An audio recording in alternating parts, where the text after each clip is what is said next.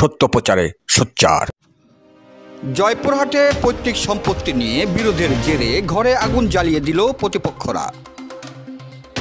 জয়পুরহাটে পৈতৃক সম্পত্তি নিয়ে বিরোধের জেরে নির্মাণাধীন ঘরে অগ্নিসংযোগ, লুটপাট ও ৫ শতাধিক গাছ কেটে ব্যাপক ক্ষতি সাধন করেছে প্রতিপক্ষ ওয়ারিশগণ। ৩ ডিসেম্বর বুধবার সকালে জয়পুরহাট সদর উপজেলার ধলাহার ইউনিয়নের দড়িপাড়া গ্রামে এ ঘটনা ঘটে। সরেজমিনে গেলে অভিযোগকারী মোহাম্মদ মনসুর রহমান জানান, আমরা ৩ ভাই বাপদাদার পৈতৃক সূত্রে প্রাপ্ত দড়িপাড়া মৌজায় মোট ৫.২৭ একর সম্পত্তির মধ্যে ২.৫২ একর সম্পত্তি আমরা ভোগদখল করে আসছি দীর্ঘ ৪০ বছর ধরে। কিন্তু কয়েক বছর ধরে এ জমি নিয়ে আমাদের সঙ্গে প্রতিপক্ষ ওয়ারিশ মাহমুদুল হক ও তার সহযোগীদের সঙ্গে বিরোধ বাধে। এখন আমাদের সম্পত্তি তারা তাদের বলে দাবি করছে। অভিযোগকারী মনসুর রহমান আরও অভিযোগ করে বলেন, প্রতিপক্ষ মাহমুদুল হক গং এবং তার ভাড়াটিয়া বাহিনী দেশীয় অস্ত্রে সজ্জিত হয়ে আমাদের জমিতে প্রবেশ করে নির্মাণাধীন ঘরে অগ্নিসংযোগ করে ঘরের টিন লুট করে এবং বসতবাড়ির পাশে লাগানো ৫ শতাধিক ফলজ ও বনজ গাছ কেটে প্রায় ৫ লক্ষাধিক টাকার ক্ষতি সাধন করে। আমরা প্রতিবাদ করলে তারা আমাদের প্রাণনাশের হুমকি দেয়। তিনি আরও জানান, এই বিরোধ নিয়ে ২০১৯ সালে জয়পুরহাট সদর সিনিয়র সহকারী জজ আদালতে একটি বাটোয়ারা মামলা করেছি। মামলাটি বর্তমানে চলমান রয়েছে। মামলার মাঝে এমন নৃশংস ঘটনায় আমরা হতভম্ব, চরম নিরাপত্তাহীনতায় ভুগছি। প্রতিপক্ষরা যে কোনো সময় আরও বড় ধরনের ক্ষতি সাধন করতে পারে বলে আশঙ্কা করছি। এই ঘটনার সুষ্ঠু তদন্ত এবং নিরাপত্তার জন্য প্রশাসনের জরুরি হস্তক্ষেপ কামনা করেছেন ভুক্তভোগী পরিবার।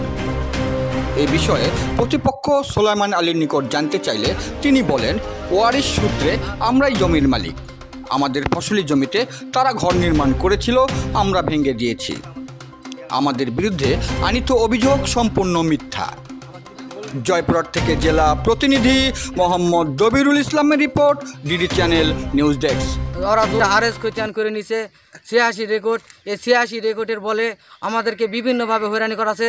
আজকে ১-১৫০ লোক আসে আমাদের বাড়িঘর ভেঙে দিছে, পুড়ে দিছে। আবার বলেছে আমার যে ভিটা বাড়ি আছে এই ভিটা বাড়িতে আগুন লাগিয়ে দে, আমাকে ভূমিহীন বানাবে, আমাদের ভিক্ষার থাল হাতত নিয়ে বেড়াবে, এই ধরনের আমাদেরকে কথা বলে গেছে।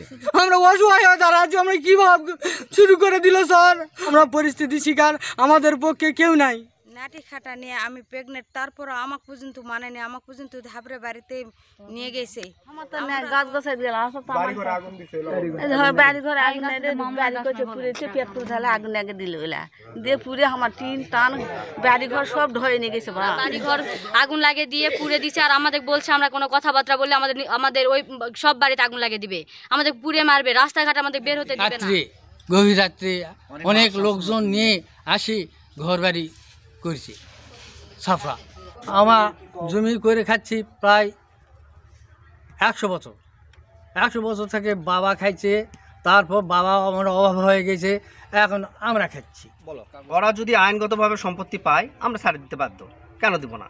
কিন্তু আমাদের বৈধ সম্পত্তি আমাদের বুঝে দিতে হবে। তো আমরা যেটা প্রাপ্য সেই সম্পত্তিটা আমাদের দিক, দেওয়ার পরে ওরা কোথায় পাচ্ছে নিয়ে নিক। সামাজিকভাবে এবং রাষ্ট্রীয়ভাবে এটা সঠিক পদক্ষেপ। আমি সবার কাছে আশা করতেছি যেন শান্তি শৃঙ্খলা বজায় থাকে, সকলে যেন সুখে শান্তিতে বাস করে।